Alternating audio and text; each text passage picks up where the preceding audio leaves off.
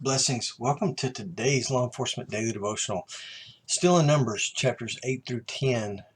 Good read today. And anytime we read about the Levites, for me, it's a good day.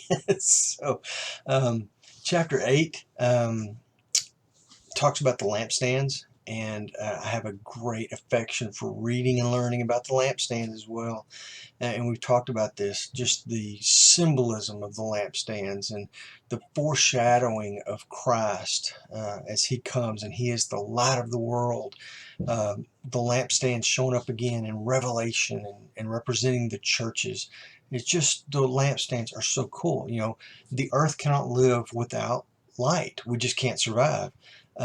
And God is our light. There's so much symbolism in the Bible about light and darkness.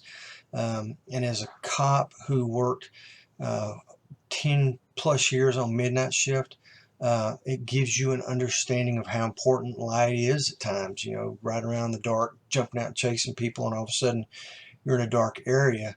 But if you have light to light your path, it makes all the difference in the world. And we know spiritually Jesus is that light for us, that when we find ourselves in the darkness, he is the light that lights our path, that lamp to our feet, the light of understanding who he is in his word and how badly we need light. So love the lampstands. Verse 4, God lays out his plans for the lampstands. And I like this because if God gives us a blueprint to make something, how perfect is that? I mean, that is the perfect lampstand. There can never be a more perfect lampstand unless he decides to give a different blueprint, which he doesn't. I just like the thought of that. As long as we build it according to his plan, it's perfect. Kind of like our lives. As long as we build them according to his plans, if we could do that perfectly, it would be perfect. But he has a perfect blueprint for us, like the lampstands. Jumping down into verses 5 through 25, it's a setting apart of the Levites. They're set apart for special service in this nation of priests, which God calls them. You, Israel, you are a nation of priests. But then he takes the Levites out and sets them apart from this nation of priests, even higher. They have a different set of rules. They have a different set of moral guides that they're supposed to follow. They have a different job that only they can do. None of the Israelites from any other tribe can just jump in and do the job of a Levite. I mean, it is specifically laid out for them to do. Kind of like law enforcement. You know, your next door neighbor who may be a fireman or a banker can't just jump up one day and say, I'm going to be a cop. It just doesn't work that way.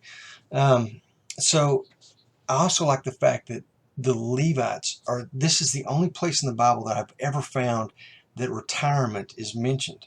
And the Bible says that you work until you're 50 years old, and then you're told to retire and not work anymore. Now, you can volunteer at the temple and help out, but you can't do the work. And I love how that equates, again, to law enforcement and how the parallels just continue to build up. Jumping to chapter 9, verse 12, another foreshadowing of Jesus. It talks about when you're doing Passover, make sure that you don't break any of the bones of the lamb. Doesn't seem like it'd be that significant, except for the fact that when we get into the Gospels and Christ is crucified, none of his bones are broken, and it makes a point of saying that because it fulfills this foreshadowing that Jesus is the perfect sacrifice, and he fills every requirement for the sacrifice. If a bone had been broken, he wouldn't have been this perfect sacrifice. And it's awesome to see that right here in Numbers, foreshadowing the Gospels that'll come hundreds and thousands, hundreds of years later, thousands of years later, I think 2,000 years later, something like that. Chapter 9, verse 15, in this section, God tells the Israelites to pick up and move. Okay?